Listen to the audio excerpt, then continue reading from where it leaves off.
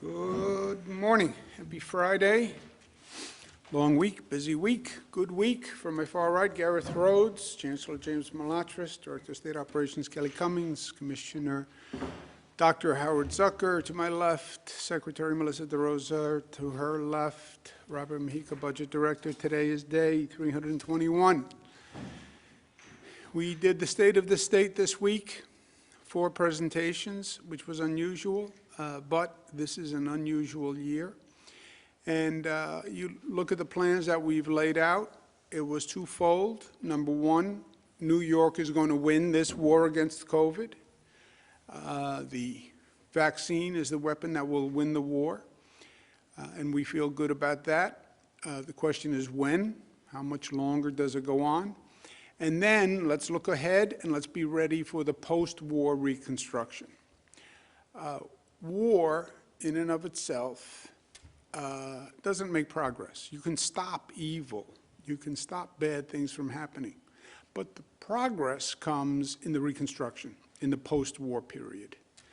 That's true throughout history. It's going to be true here again. All governments, all regions are going to look to be competitive in the new economy, the new Zoom economy, the new work-from-home economy. And the question is, what region adapts best? And we want to be in the best position to do that. We have to get from here to there. We have to get through the vaccination period to critical mass of the vaccine. That's 6 months, 9 months, 12 months, depending on who you talk to. And basically, it depends on the federal supply, because that's what's driving the timeline right now. Also, we want to start to reopen prior to hitting critical mass in the vaccination process. And that's what we're going to do using testing. Do it smartly, do it safely. The sine qua non for New York's bright future and for New York's relaunch is Washington has to finally be fair to New York State. We've been abused by Washington for 4 years. We've been abused by Washington for decades. Great late Senator Daniel Patrick Moynihan always complained that New York gave more money to the federal government than any other state compared to what it got back. There's always been a mismatch. New York was always what they called the #1 donor state. We gave $1, we got less back on the dollar than any other state. They just actually exploded that when they passed the SALT tax increase to New York. That was 3 years ago. It added $30 billion to the inequity, $2,600 for the average New York taxpayer. And then, on top of that, the federal government just hurt us every way they could. We were a political target for Washington. We couldn't get any federal infrastructure projects approved.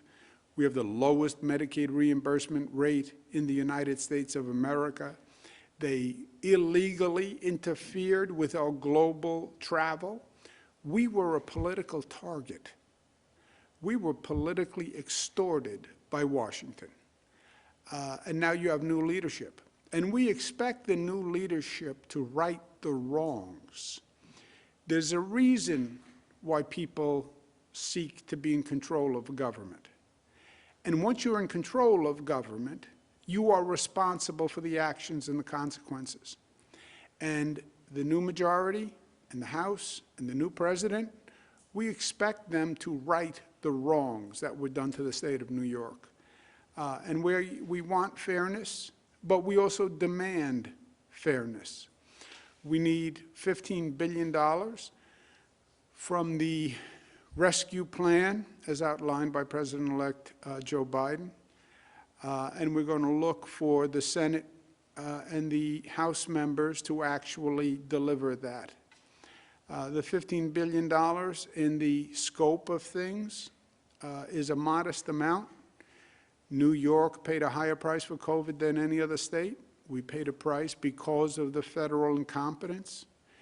Federal government never told us COVID was coming here from Europe. It came from months. Federal government told us it was still in China. Either they lied to us or they were incompetent. $15 billion, that's half of the money they took over the past 3 years from SALT. I consider it theft of SALT money, and I consider this theft recovery from Washington. The numbers today, 6% statewide infection rate. We did 300,000 tests, 183 New Yorkers passed away. They're in our thoughts and prayers. Hospitalizations are net down 15, ICU is up 34, and intubations are up 6. When you look across the state, percent hospitalized, Finger Lakes is still number 1, down from where they were, but they're still number 1 in the state. It will change when that community decides it will change. That's when it will change. There's still personal responsibility, and it's still purely a function of how a community acts. Positivity, Mohawk Valley is the highest at 8.66. New York City, the Bronx is the highest positivity now. Staten Island is relatively down, and that's good news. Staten Island was very high for a long time, and I think that's good news, and I think the community is understanding that their actions have consequences, and it's good to see that reduction. The post-holiday effect. We talked about what was going to happen and when it was going to happen through the holiday season, and much of the diagnosis came true. We said we were going to go into the holiday season, starting with Thanksgiving, and you were going to see the holiday season increase social activity. Activity increases, hospitalizations increase, infection rate increases. Celebrate smart, celebrate smart, celebrate smart. And I reminded New Yorkers every day, people let me know that it was a holiday season and they wanted to celebrate, but I kept saying anyway, I know, but celebrate smart, because we'll see an increase in the COVID transmission rate. And we saw an increase in the COVID transmission rate. This is the positivity. December 25th is Christmas.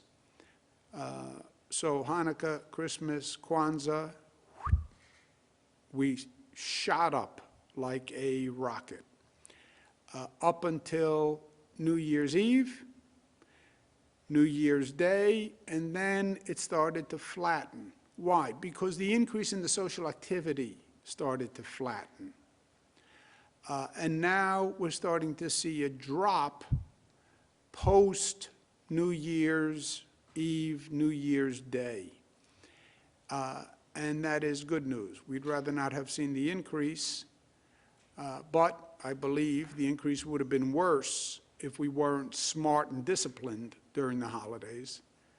But now we're starting to see a decrease, and that's good news. But that's also what we talked about. We talked about the actual transmission of the virus increasing through the period of social activity, which was really through New Year's Day, right? After New Year's Day, people start to go back to work or whatever is in the new normal. And you then start to see the positivity, the transference rate decreasing, and that's what we're seeing. What would have happened if we were more reckless during the holiday season? That number would have gone up even more. What would have happened if we were more careful, more cautious, more conservative during the holiday season? The spread would have been less. But we are where we are, and we deal with it. Vaccinations.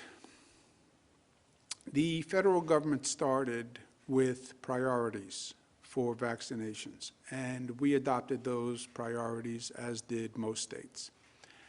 First priority was what they call 1A, 1A was basically healthcare workers. 1B was essential workers and 75 old plus. That was the original federal guidance. We accepted it, other states accepted it, and it was almost universally accepted to make sense. You do the hospital workers first, then the essential workers, and then 75 plus. 75 plus, obviously, the older you are, the more you're at risk. Federal government then went from 75 down to 65. We followed that guidance. That added an additional 1.8 million people. So you're at a point now where we have a total population of 7 million New Yorkers who are eligible. There are only 15 million New Yorkers eligible to begin with, because the vaccine is 16 plus, right? So we're roughly half the population is now eligible. When you went from 1A to 1B to 65 plus to 75 plus, you opened it up to 7 million people. 7 million people, we're receiving 300,000 vaccinations per week. It takes you about 6 months to do 7 million people at 300,000 per week.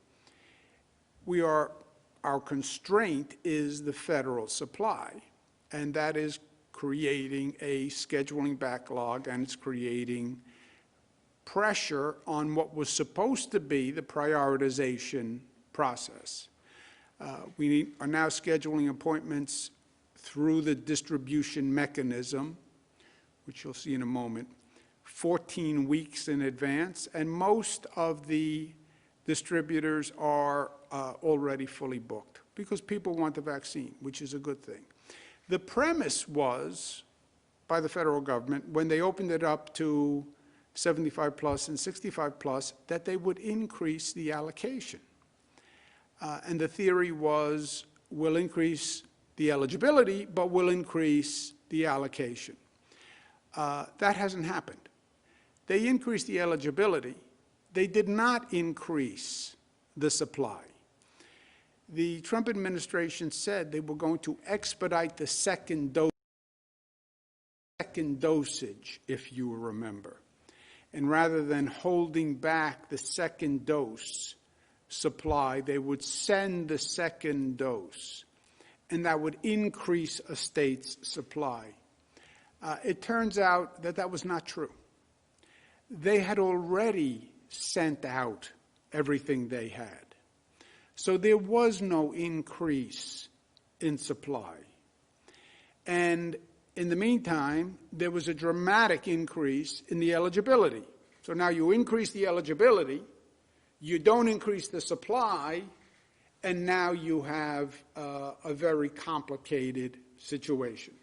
Not only did we not get more supply, we actually got less this week. We went from 300,000 dosages down to 250,000 dosages.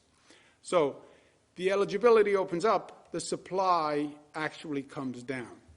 What they did was like opening the floodgates of eligibility, and you have a rush of 7 million people. I want the vaccine, I want it now, I was told I'm eligible, and that entire flood has to go through a syringe.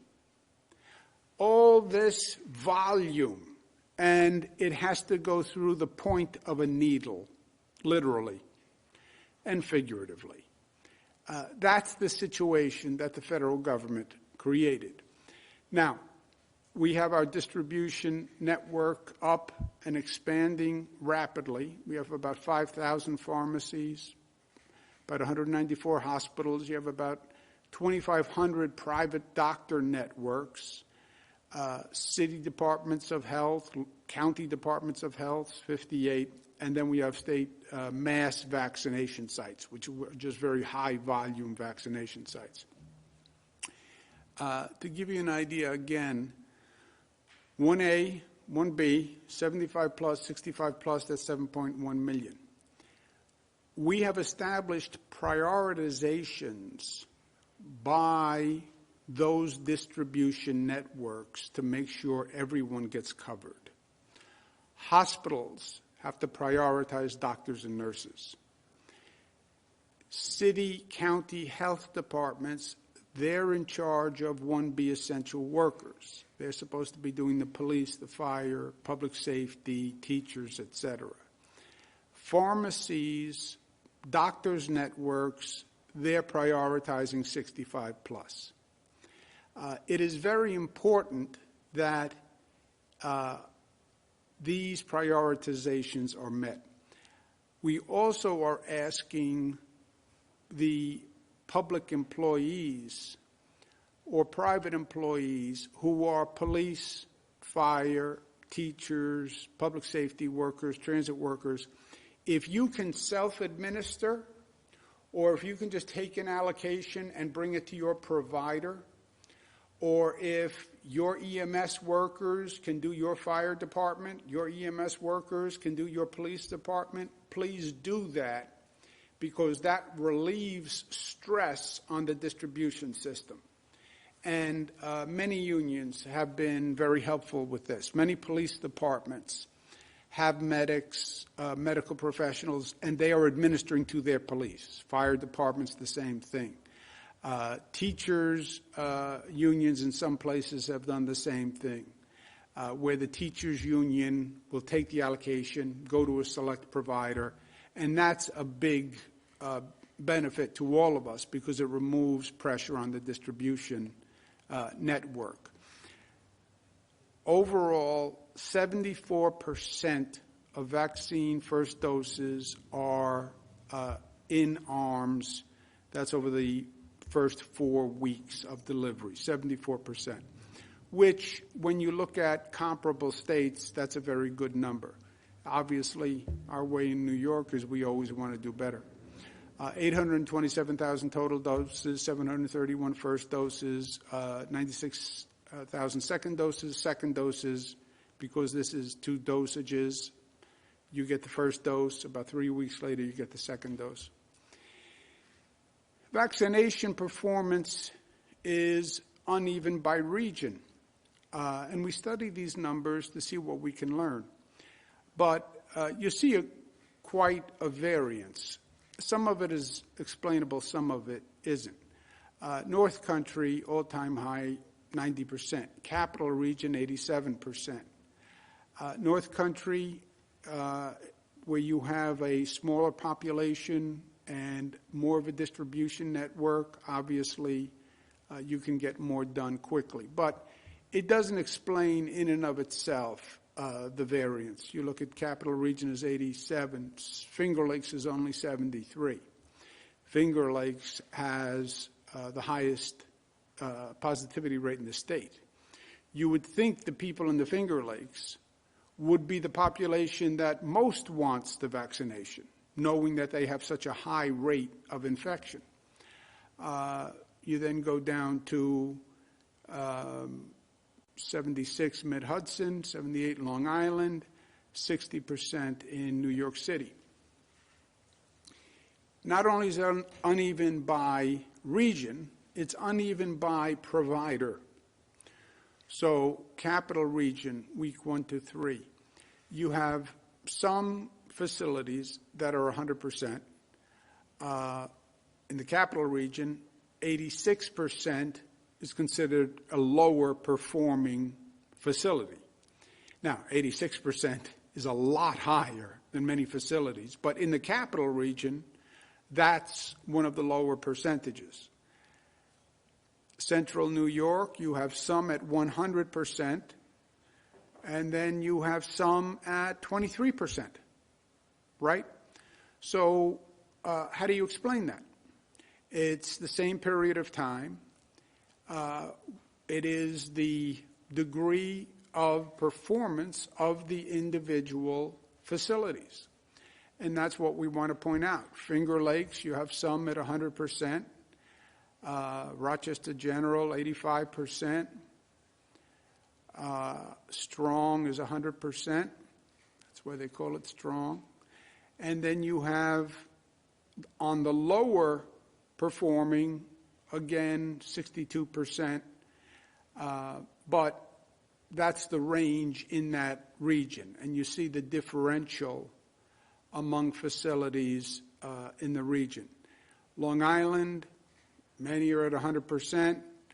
Charles Evans Center, Bethpage, Marcy Medical Center, St. Catherine's, they're at the lower end within that area. Mid-Hudson, many at 100%. Kingston Family Health Center.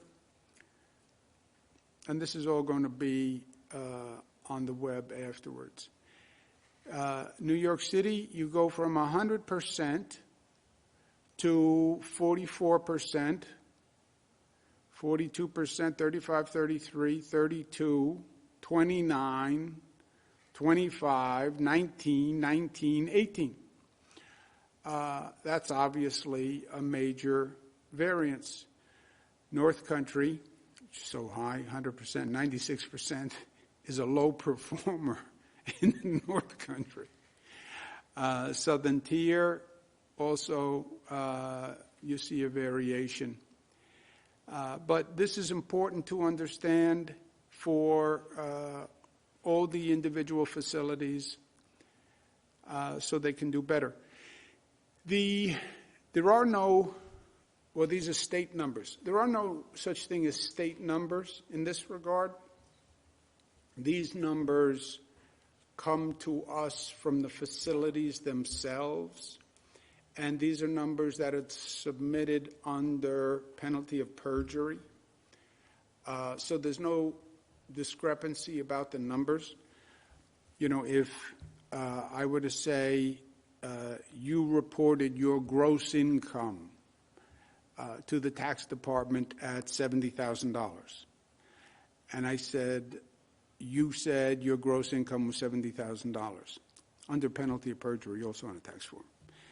And you said, well, I don't make $70,000. I told people I made $100,000. Yeah, but under penalty of perjury, you said $70,000. And that's all I'm saying. These numbers were submitted by those facilities.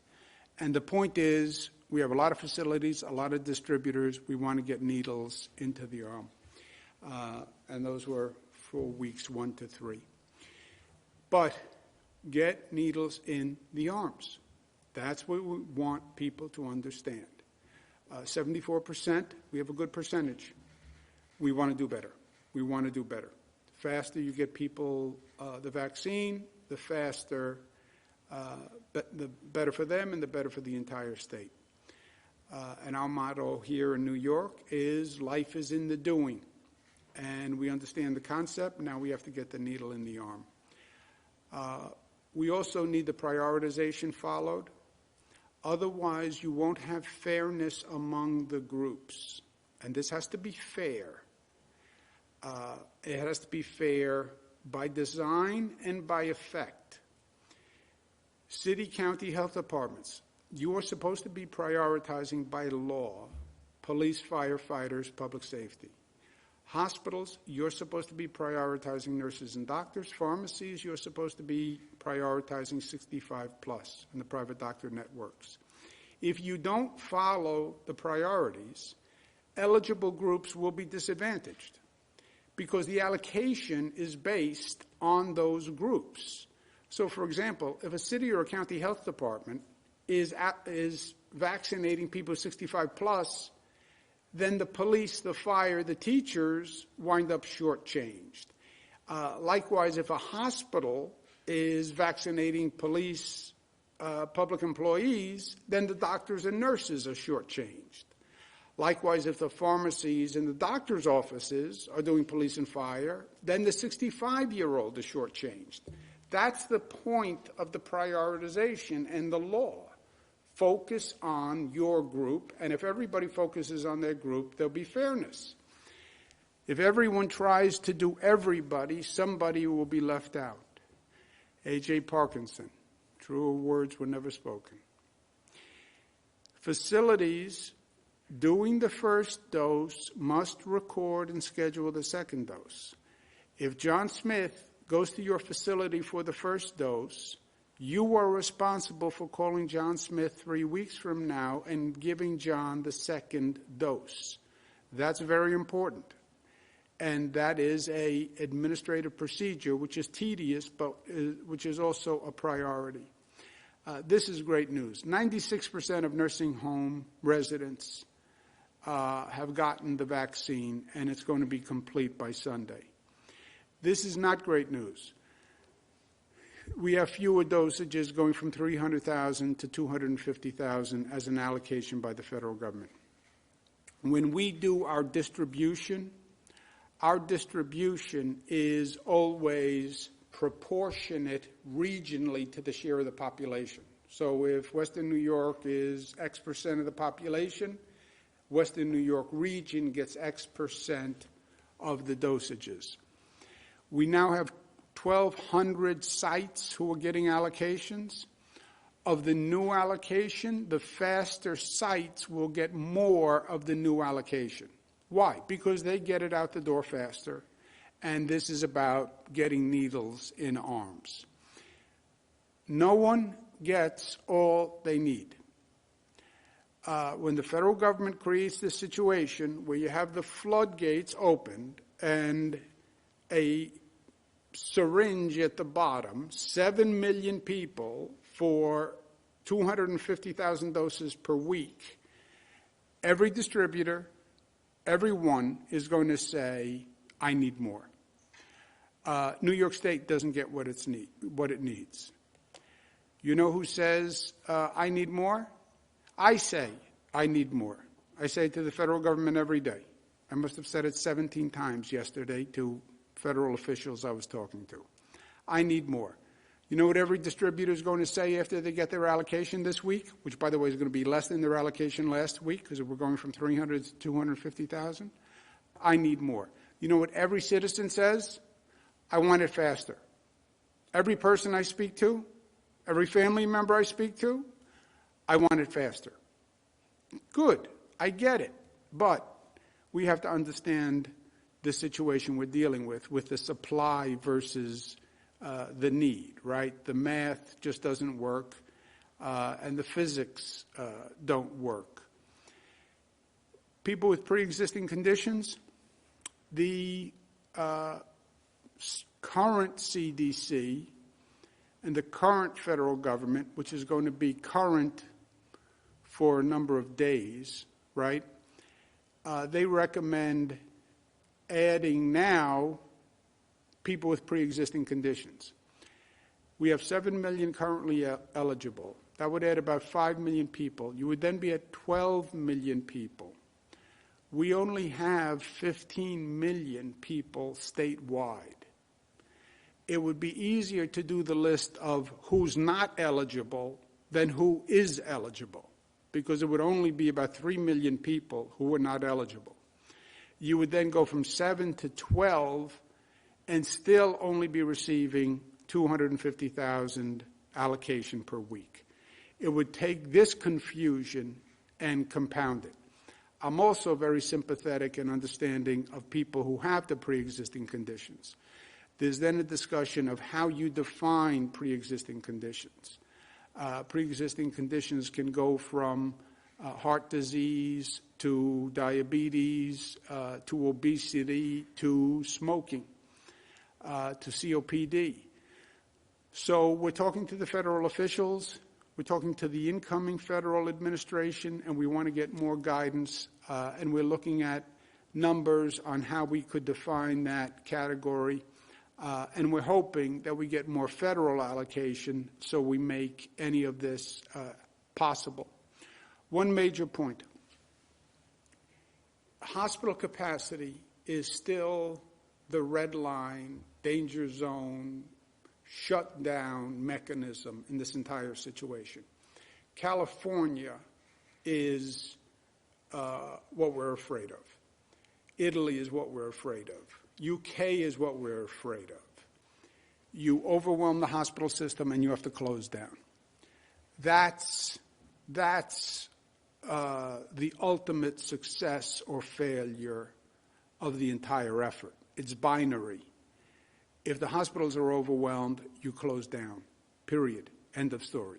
You close down, everyone closes down. Every restaurant, every office, we go right back to full shutdown. That is the worst case scenario. What is hospital capacity? Hospital capacity is two factors: number of beds and number of staff. We increased the number of beds by 50% in this state. We're the only state to have done it. That's why we're still operating and we're not over capacity. The second component is staff. When you increase the beds in a hospital by 50%, you stretch the staffing ratio by necessity. You had a hospital that had 100 beds, and they were staffed for 100 beds. You then go to 150 beds, and you stretch the staffing capacity.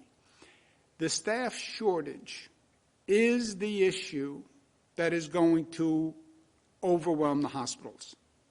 The hospitals are not saying we're running out of beds. The hospitals are saying we're running out of staff because the staff is getting sick. That's why healthcare workers were the priority. Because if you vaccinate the healthcare workers don't get sick, the hospitals stay open. If the hospitals stay open, it helps everyone. If the hospitals close, it hurts everyone. So it's not just help the healthcare workers for the sake of the healthcare workers, which I believe in, by the way. We celebrate our nurses and doctors. They're on the front line. They're in an emergency room today taking care of COVID people. I'm not. Even a 65-year-old is not. They're in the emergency room. Plus, selfishly, if they get sick and the hospital closes, then no one has a hospital to go to, which hurts everyone. Put on top of that this UK variant, which is frightening. One of the things that keeps me up at night.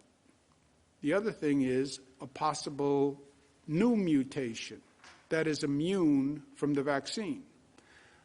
Something else that keeps me up, some issues with some of my children, but that's different. We also have a new UK case in Nassau today, so we're up to 16 cases statewide. And this is all over the country. It just hasn't been diagnosed yet. A higher infection rate with that UK variant puts more people in the hospital, stresses staff more. UK variant can make more nurses and doctors sick, reducing the staffing. It's a dangerous situation that we're in. Long and the short of it is, we need to complete the healthcare workers who were 1A in the first place. We've only done 60% of the healthcare workers statewide. That is not good enough. Remember that the basic benchmark for herd immunity was 70 to 90%. That was herd immunity. We're at 60% with healthcare workers. That is not good. This varies across the state.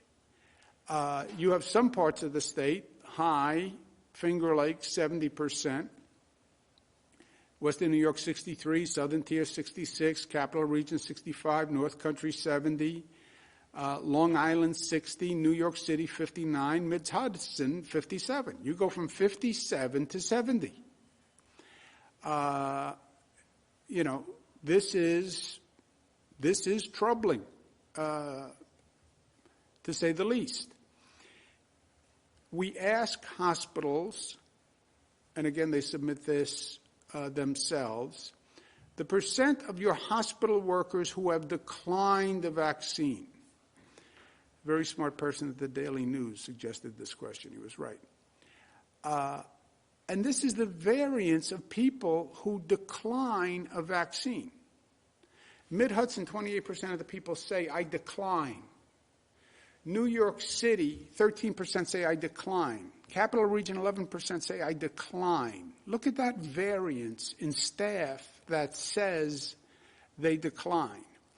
This is the variance by region of healthcare staff that has been vaccinated. The highest in the state, so this is statewide, NYU Langone, 99% of the hospital staff is vaccinated. You go to Harlem Hospital, 36%. This is high and low in the state. New York Presbyterian, Columbia, 88%. Good Samaritan of Suffern, 87%. The other end, Brooklyn Hospital, 36%.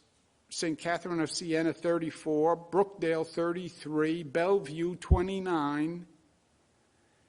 St. Joseph's, 23%. King's, 27%. You go from 23 to 99. That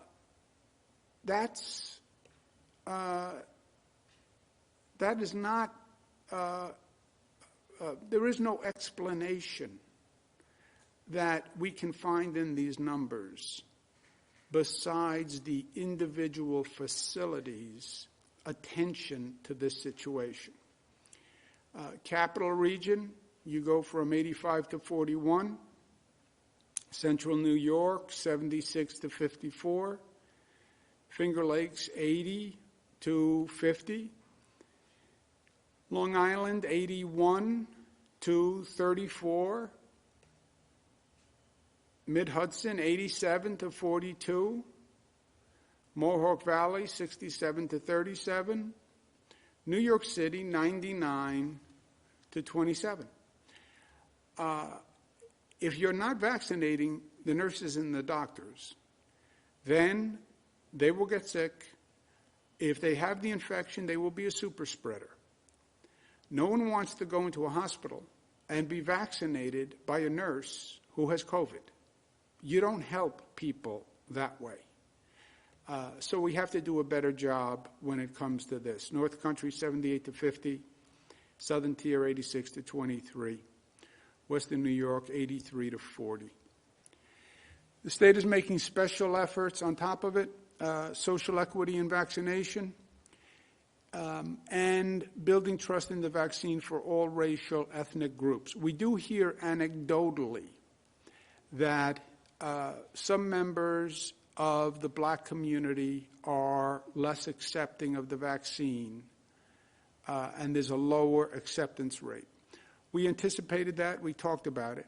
I think it's two things. I think it's less access, and I also do believe there's more skepticism, lack of trust in the vaccine.